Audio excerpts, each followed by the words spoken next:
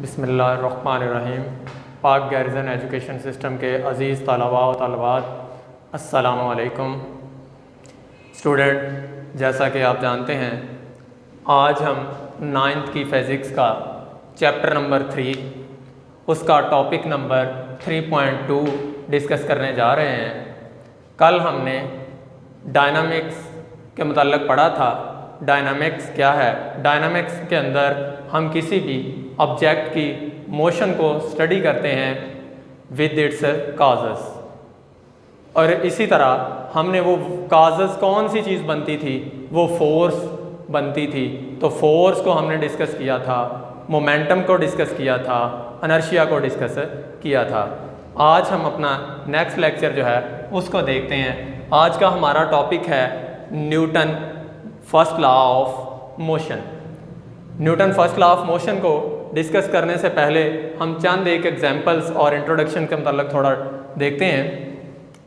तो सबसे पहले गलीलियो एक साइंसदान था, इंट्रोडक्शन, तो उसने ये बयान किया कि ऑब्जेक्ट जो है उसकी ने इंट्रोड्यूस करवाया था कि ऑब्जेक्ट जो है उसकी नेचुरल टेंडेंसी होती है कि वो मूव नहीं करता, अपनी प्लेस चेंज नहीं करता। लेकिन क्यों नहीं चेंज करता?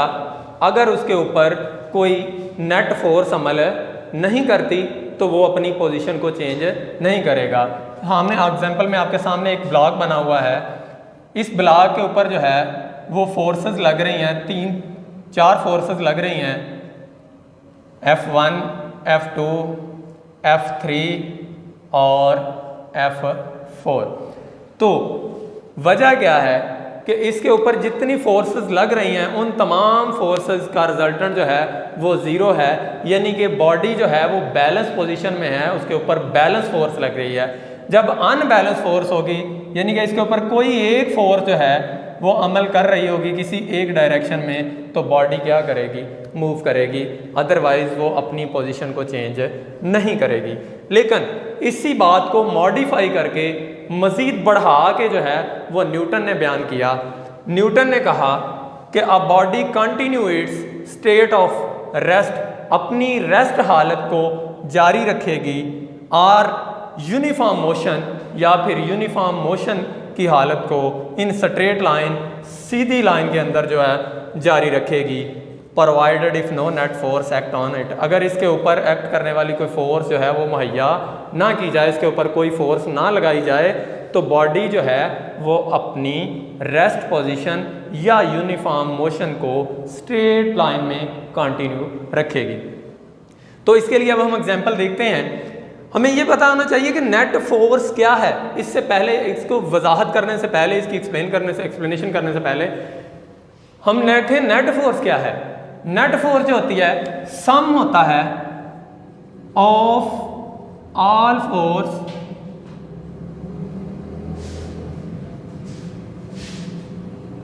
एक्टिंग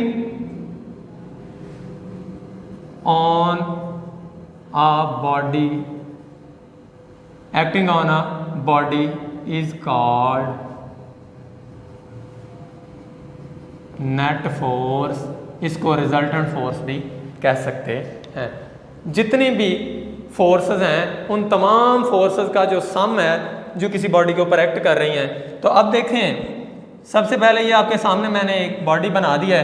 इसके ऊपर जितनी भी फोर्सेस एक्ट कर रही हैं उनका रिजल्टेंट क्या है? ज़ीरो है। यानी कि हमारे पास एक डाउनवर्ड फोर्स लग रही है और एक अपवर्ड लग रही है, F2, F3 जो है F4। तो ये एक बॉडी के ऊपर जो है फोर्सेस लग रही हैं और इन तमाम फोर्सेस का रिजल्टेंट ज़ीरो है। तो under the action of force जो है बॉडी जो है वो मूव नहीं कर रही। क्यों नहीं कर रही? क्योंकि बॉडी के ऊपर बैलेंस फोर्सेस लग रही हैं, यानी कि उनका रिजल्टेंट जो है नेट फोर्स जो है वो यहाँ पर ज़ीरो लग रही है। लेकिन अगर जो है यही जो है फोर्स जो है बॉडी के ऊपर सिंगल फोर्स किसी भी डायरेक्शन में अप्लाई हो, तो बॉडी फोर्स की डायरेक्शन में क्या करेगी? मूव करना शुरू कर देगी। लिहाजा उसके मुताबिक बॉडी जो है न्यूटन के फर्स्ट लॉ के मुताबिक बॉडी कंटिन्यू रखती है इट्स स्टेट ऑफ रेस्ट, अपनी रेस्ट हालत को, अगर उसके ऊपर नेट फोर्स जो है वो कितनी हो? ज़ीरो हो। इसी तरह एक साइकिल की एग्जांपल ले लेते हैं, बाईसाइकिल ले लें तो वो स्ट्रेट लाइन के अंदर जो है वो मूव कर रहा है। ये आपके सामने एक बाईसाइकिल है।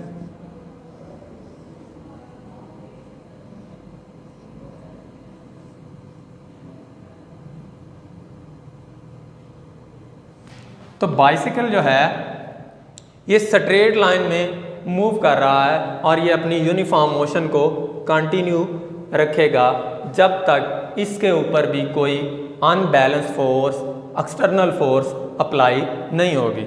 और वो एक्सटर्नल फोर्स कैसे है कि बॉडी यूनिफॉर्म मोशन से मूव कर रही है। अब देखें, आप साइकिल चला रहे हैं, साइकिल चलाते हुए आपने पैडलिंग को जो है वो स्टॉप कर दिया है, लेकिन थोड़ी देर के बाद जो है वो साइकिल रुक गई है। जाहिर सी बात है वहाँ पे कोई ना कोई फ्रिक्शन फोर्स मौजूद होगी। एयर की फोर्स जो है वो भी उसकी फ्रिक्शनल फोर्स है, अनबैलेंस फोर्स है जो बॉडी की मोशन को जो है वो रोकती है।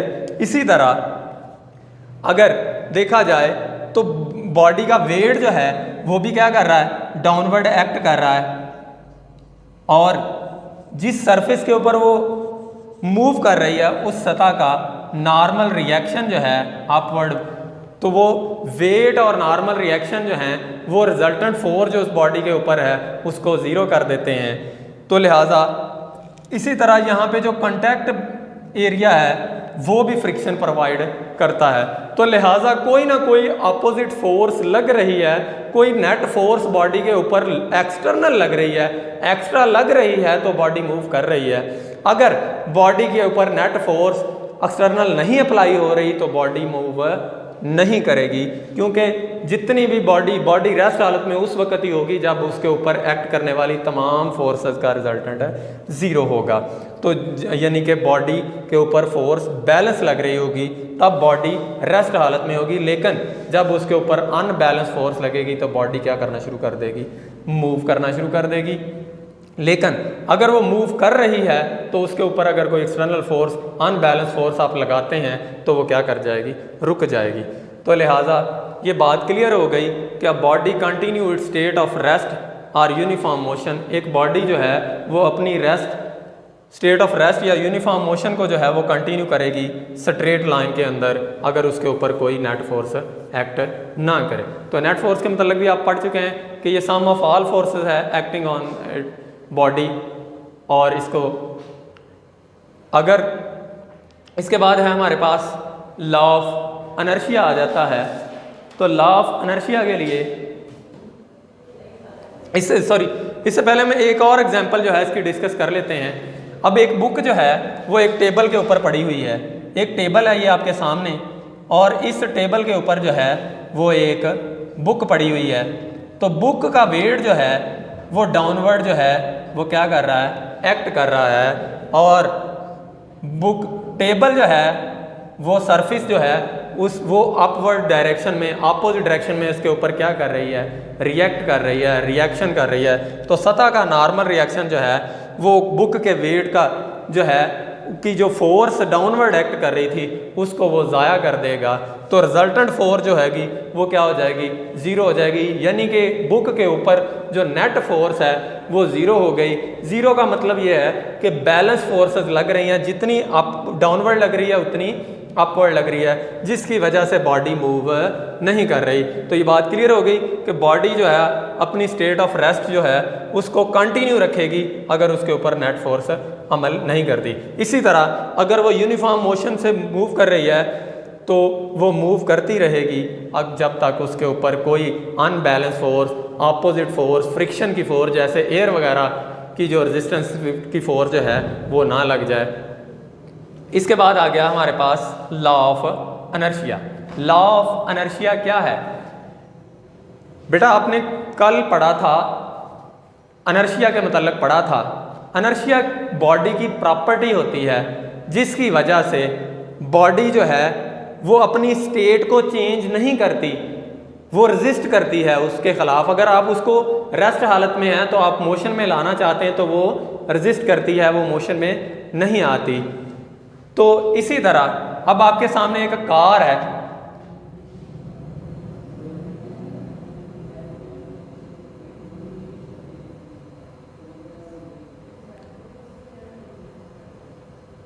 इसके ऊपर अगर एक पर्सन यहाँ पे खड़ा हुआ फोर्स लगा रहा है, इसको धकेलने की पुश करने की कोशिश कर रहा है, तो कार मूव नहीं कर रही। एक लम्हे के लिए जब आप धक्का लगाएंगे, कार को मूव करवाने की कोशिश करेंगे, उसको पुश करेंगे, कार मूव नहीं करेगी। तो उससे वजह क्या है कि कार का मास ज़्यादा है, तो जो आप उसके ऊपर नेट फोर्स लगा रहे हैं वो उतनी हाई नहीं है कि कार को मूव करवा सके। लिहाजा रिजल्टेंट फोर्स जो होती है या वो इसके इक्वल होगी या इससे कम होगी, जिसकी वजह से बॉडी मूव नहीं करती, बॉडी अपनी स्टेट को ही जारी रखती है। तो लिहाजा Newton first law of motion जो है वो डील करता है इनर्शियल प्रॉपर्टी ऑफ मैटर, यानी कि इनर्शिया वो है कि बॉडी अगर अपनी स्टेट रेस्ट में है तो रेस्ट में रहेगी, अगर यूनिफॉर्म मोशन में है तो यूनिफॉर्म मोशन में रहेगी। यही हमने कल पढ़ा था। तो न्यूटन फर्स्ट लॉ भी यही बता रहा है कि Newton first law deal with inertial property of matter, so Newton first law also known as law of inertia, क्योंकि ये इनर्शियल प्रॉपर्टी ऑफ मैटर किसी भी बॉडी की इनर्शियल प्रॉपर्टी के साथ रिलेट कर रहा है। लिहाजा न्यूटन फर्स्ट लॉ को हम लॉ ऑफ इनर्शिया भी कहेंगे। अब इसके बाद आ गया हमारे पास Newton second law. Newton second law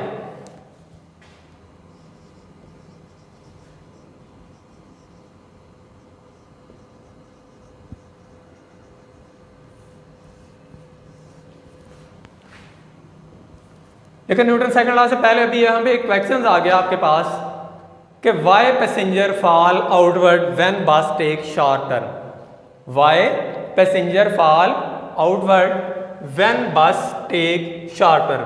तो ये है हमारे पास कि why passenger fall outward when bus take short turn. जब बस ने शॉर्ट टर्न ली तो पैसेंजर बाहर की जानब फॉल क्यों किए। तो उसके लिए देखें, अब एक कार, इसी एग्जांपल को देख लें। कार के अंदर एक ड्राइवर बैठा हुआ कार को चला रहा है,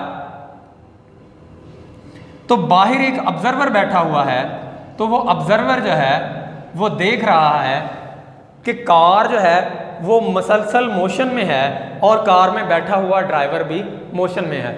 लेकिन जैसे ही कार का ड्राइवर क्या करता है, ब्रेक अप्लाई करता है, तो वो गाड़ी तो रुक जाती है लेकिन वो आगे की जानब क्या करता है, मूव कर जाता है, आगे की तरफ उसको झटका लगता है।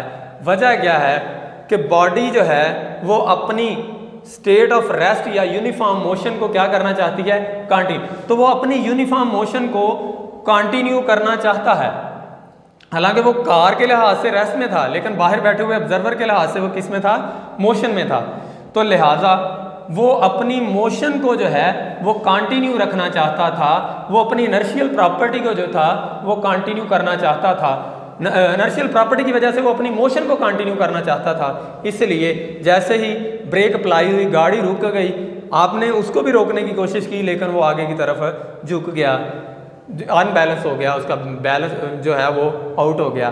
तो यही वजह है कि जब बस शार्प टर्न लेती है, मोड़ के ऊपर जो है वो कार इस तरह मुड़ रही होती है, तो ऊपर वाले मुसाफिर जो होते हैं वो बस के साथ ही अपनी मोशन को जो है वो कंटिन्यू रखना चाहते हैं। तो इनर्शिया की वजह से वो क्या करते हैं, वो फॉल आउटवर्ड करते हैं और उनका जो बेसिक जो हम जिस जगह पे वो बैठे होते हैं उनका बेस जो है वो गाड़ी की सरफेस के साथ अटैच होती है, लेकिन उनके अपर पार्ट जो होते हैं, ऊपर वाले हिस्से जो होते हैं वो बाहर की जानब जो हैं वो फॉल करते हैं, क्योंकि इनर्शिया की वजह से बॉडी जो है वो कंटिन्यू रखना चाहती है अपनी मोशन को स्ट्रेट लाइन में। अब आ गया Newton second law. Newton second law के अंदर आपने इसकी स्टेटमेंट पढ़ी है, यहाँ पे पढ़ेंगे।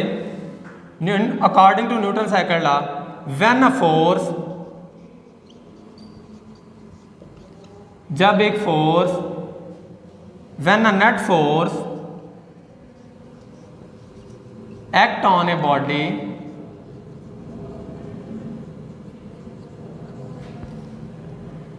It produce acceleration. तो ये एक्सरेशन प्रोड्यूस करती है और the magnitude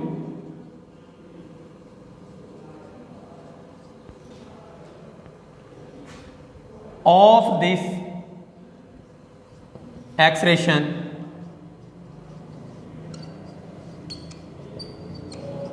is directly proportional to force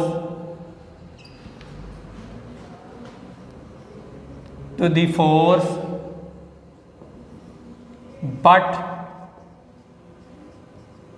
inversely proportional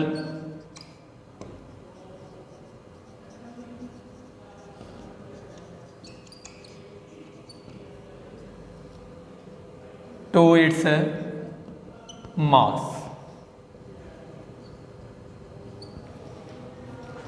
जब कोई नेट फोर्स किसी बॉडी के ऊपर एक्ट कर रही होती है तो वो एक्सरेशन प्रोड्यूस करती है। तो मैग्नीट्यूड जो होती है एक्सरेशन की वो डायरेक्टली प्रोपोर्शनल है फोर्स के, बट इनवर्सली प्रोपोर्शनल होती है इसके मास के। अब हम देखते हैं कि यहाँ पे एक दो स्टूडेंट्स खड़े हैं। एक जो है स्टूडेंट दूसरे स्टूडेंट्स को जो है पास खड़े हुए स्टूडेंट को क्या करता है, उसको जो है वो धकेलने की कोशिश करता है। तो वो उसके ऊपर क्या कर रहा है, फोर्स लगा रहा है। तो फोर्स लगाने से उसकी वेलोसिटी जो थी पहले जब वो रेस्ट में था तो वो ज़ीरो थी, लेकिन जब उसने उसको पुश किया तो उसने क्या करना शुरू कर दिया, मूव करना शुरू किया। तो उसकी वेलोसिटी जो थी वो चेंज होकर फॉर एग्जांपल कह लें 5 मीटर पर सेकंड हो गई। तो वेलोसिटी में चेंज की वजह से इसके बॉडी के अंदर क्या पैदा हो गया, एक्सरेशन पैदा हो गया। लेकिन आप देख रहे हैं कि जिस सिमत में, जिस डायरेक्शन में फोर्स अप्लाई हो रही है उसी डायरेक्शन में जो है वो बॉडी जो है वो मूव कर रही है, उसमें एक्सरेशन भी सेम डायरेक्शन के अंदर पैदा हो रहा है। Show to the force but inverse with in same direction भी यहाँ पे कर लें, in the direction of a force.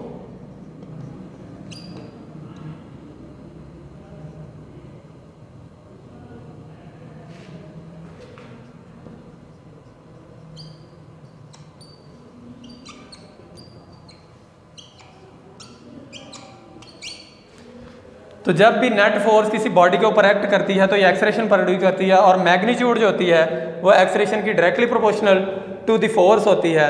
और ये जो है इस एक्सरेशन जो पैदा हो रहा है वो भी डायरेक्शन ऑफ फोर्स में ही पैदा हो रहा है। तो अब यहाँ पे हम देखेंगे, इसको प्रूव करेंगे मैथमेटिकली कि फोर्स जो है हमारे पास वो डायरेक्टली प्रोपोर्शनल है एक्सरेशन जो है वो डायरेक्टली प्रोपोर्शनल किसके है, फोर्स के है, but acceleration is inversely proportional to its mass. लेकिन इसके मास के इनवर्सली प्रोपोर्शनल है, तो लिहाजा हम दोनों इक्वेशन को कंबाइन कर दें तो ये हमारे पास बन गया A directly proportional to inversely proportional to आ गया मास के। तो जब हमने दोनों को कंबाइन कर दिया तो कंबाइन करने से ये हमारे पास आ गया A directly proportional to F/m। अब डायरेक्टली प्रोपोर्शनल का साइन यहाँ पे जो है वो हमारे पास है K F/m। अब जो है हम यहाँ पर K की वैल्यू फाइंड आउट करेंगे। तो K की वैल्यू फाइंड आउट करने के लिए K इधर ही रह जाएगा, M इधर जाके मल्टीप्लाई हो गया तो MA ओवर F इधर मल्टीप्लाई था, इधर जाके क्या हो गया, डिवाइड हो गया। तो याद रखो मास का यूनिट होता है किलोग्राम, एक्सरेशन का होता है मीटर पर सेकंड स्क्वायर, फोर्स का यूनिट होता है किलोग्राम मीटर पर सेकंड स्क्वायर। अब अगर ये जो बॉडी थी, अगर 1 किलोग्राम की बॉडी को 1 मीटर तक जो है 1 किलोग्राम की बॉडी है उसको 1 मीटर तक मूव करवाने के लिए जो फोर्स थी वो अगर 1 न्यूटन हो, तो यहाँ पे देखें 1 किलोग्राम मास था, 1 मीटर पर सेकंड का एक्सलेरेशन प्रोड्यूस किया बॉडी ने, और कितनी फोर्स से किया, 1 न्यूटन की से। तो ये हमारे पास किलोग्राम मीटर पर सेकंड से किलोग्राम मीटर पर सेकंड कट गया 1 से। तो हमारे पास के की वैल्यू क्या आ गई, 1 आ गई। तो अब यहाँ पे हम अगर के की वैल्यू जो है उसको 1 पुट कर दें तो ये हमारे पास आ जाएगा F/m। तो F इधर रहा, m इधर आके क्या हो गया, मल्टीप्लाई हो गया। तो F इज इक्वल टू क्या आ गया, m में आ गया। अब याद रखें उसने कहा कि नेट फोर्स एक्ट करती है बॉडी के ऊपर तो प्रोड्यूस करती है एक्सलेरेशन, तो उसमें एक्सलेरेशन पैदा करती है in the direction of force, force की डायरेक्शन में।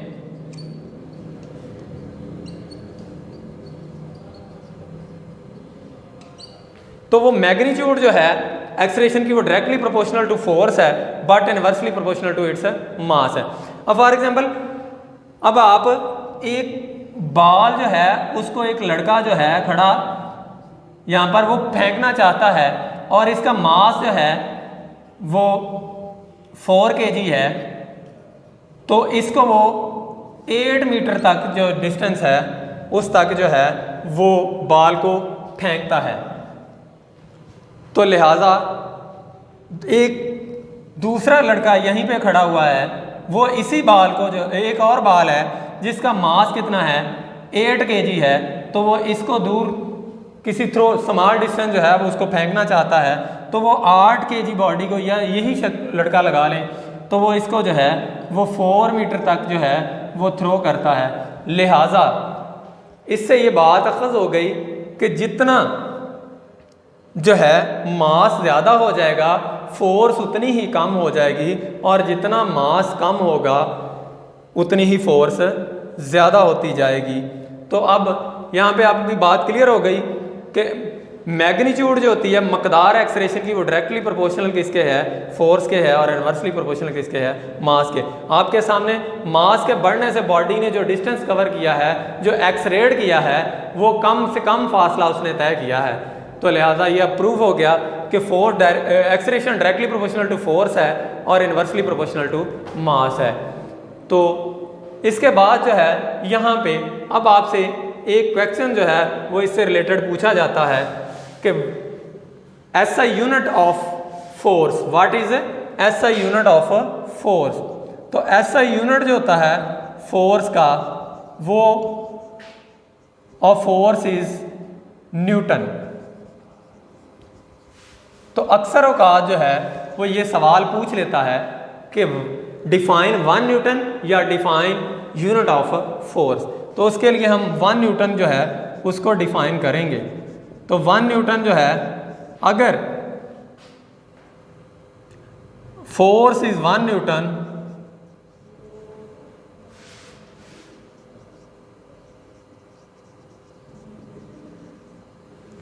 If it produce 1 meter per second square acceleration in the body of 1 kg mass। अगर वो कहता है 1 न्यूटन फोर्स जो है किसी 1 kg की बॉडी को 1 मीटर डिस्टेंस तक जो है 1 न्यूटन फोर्स 1 kg मास वाली बॉडी जो है उसमें 1 मीटर पर सेकंड का एक्सलेरेशन पैदा करे, तो वो जो फोर्स होगी वो कितनी होगी, 1 न्यूटन होगी। फोर्स का 1 न्यूटन होगी जब वो 1 kg वाली बॉडी में 1 मीटर पर सेकंड का जो है वो एक्सलेरेशन प्रोड्यूस करेगी, तो वो क्या कहलाएगी, 1 न्यूटन फोर्स कहलाएगी। और आज के इस लेक्चर से बेटा जो हमने सीखा है कि न्यूटन फर्स्ट लॉ क्या है। न्यूटन फर्स्ट लॉ आपने पढ़ा है कि बॉडी कंटिन्यू रखती है इट्स स्टेट ऑफ रेस्ट और uniform motion if no net force act on it, अगर उसके ऊपर कोई फोर्स एक्ट नहीं करती। जैसा कि बुक अगर टेबल पे पड़ी हुई है तो वो रेस्ट हालत में रहेगी क्योंकि उसके ऊपर अमल करने वाली फोर्स नेट जो है वो ज़ीरो है, रिजल्टेंट फोर्स जो है वो ज़ीरो है। इसी तरह एक साइकिल अगर यूनिफॉर्मली मोशन कर रहा है तो वो मोशन करता रहेगा जब तक उसके ऊपर कोई फ्रिक्शन फोर्स, एयर की रेजिस्टिंग फोर्स या फिर सतह का नॉर्मल रिएक्शन की फोर्स जो है वो जब तक एक्ट नहीं करेगी उसके वेट के अगेंस्ट। इसी तरह नेट फोर्स क्या है तो वो हमने पढ़ लिया। नेट फोर्स जो होती है सम होता है ऑल फोर्सेस का एक्टिंग ऑन ए बॉडी, किसी भी बॉडी के ऊपर एक्ट करने वाली तमाम फोर्सेस का जो सम होता है, जिसको रिजल्टेंट भी कह सकते हैं, रिजल्टेंट ऑफ ऑल फोर्सेस भी कह सकते हैं। इसी तरह अब हमने थर्ड नंबर पे जो है वो लॉ ऑफ इनर्शिया का मतलब डिस्कस किया है, क्योंकि इनर्शिया से रिलेटेड है न्यूटन फर्स्ट लॉ, क्योंकि ये इनर्शियल प्रॉपर्टी से डील करता है। इनर्शियल प्रॉपर्टी क्या है कि बॉडी जो है वो अपनी रेस्ट हालत या यूनिफॉर्म मोशन को चेंज नहीं करती, उसके खिलाफ मज़ाहमत करती है। तो लिहाजा Newton first law of motion भी यही है कि बॉडी कंटिन्यू करेगी इस स्टेट, लिहाजा Newton first law of motion deal with the inertial property of matter, so it is also known as law of inertia. और इसके बाद आ गया Newton second law. Newton second law में आपने पढ़ा है कि जब भी एक नेट फोर्स एक्ट करती है बॉडी के ऊपर तो वो एक्सरेशन प्रोड्यूस करती है in the direction of force, force की डायरेक्शन में ही प्रोड्यूस करेगी, और मैग्नीट्यूड जो होती है this acceleration is directly proportional to the force, वो फोर्स के डायरेक्टली प्रोपोर्शनल होती है। यानी कि फोर्स के बढ़ने से एक्सरेशन बढ़ेगा और अगर फोर्स कम हो जाएगी तो एक्सरेशन कम होगा। वो मैंने आपको अभी एग्जांपल दी थी कि अगर 4 kg की बॉडी को जो है आप 2 न्यूटन फोर्स से फेंकते हैं तो वो 8 मीटर का या 8 न्यूटन फोर्स है तो वो 8 मीटर फासला तय करेगी। लेकिन अगर वही फोर्स जो है वो 8 kg की बॉडी को जो है वो फेंकेगी एट सम प्लेस तो वो जो है वो कम डिस्टेंस कवर करेगी। तो इससे ये बात क्लियर होगी कि फोर्स के बढ़ने से एक्सलेरेशन बढ़ता है, बट मास के बढ़ने से जो है वो एक्सलेरेशन, अब एक भारी गाड़ी को जाहिर सी बात आप धक्का लगाएंगे तो वो मूव नहीं करेगी, और एक हैवी ट्रक की बात कर लें उसको तो आप मूव करवा ही नहीं सकते। उसके लिए तो आपको पहले जो है वो कोई जलाद बनना पड़ेगा, फिर ही आप उसको जो है वो धकेल सकते हैं। तो इस तरह जो है आज के हमारे टॉपिक से हमने सीखा है कि न्यूटन फर्स्ट लॉ क्या है, नेट फोर्स क्या है, लॉ ऑफ इनर्शिया क्या है, स्टेट न्यूटन सेकंड लॉ के मतलब पढ़ा है, और ऐसा यूनिट जो है फोर्स का क्या होता है, न्यूटन होता है। न्यूटन क्या है, न्यूटन यूनिट ऑफ फोर्स है, और एक न्यूटन की डिफाइन क्या है कि अगर एक न्यूटन फोर्स तब होती है प्रोड्यूस अगर वो 1 kg मास वाली बॉडी में 1 मीटर पर सेकंड स्क्वायर का एक्सलेरेशन प्रोड्यूस करे। उम्मीद करता हूँ बेटा आज के लेक्चर से आपको समझ आ गया होगा। इंशाल्लाह मिलते हैं नेक्स्ट लेक्चर।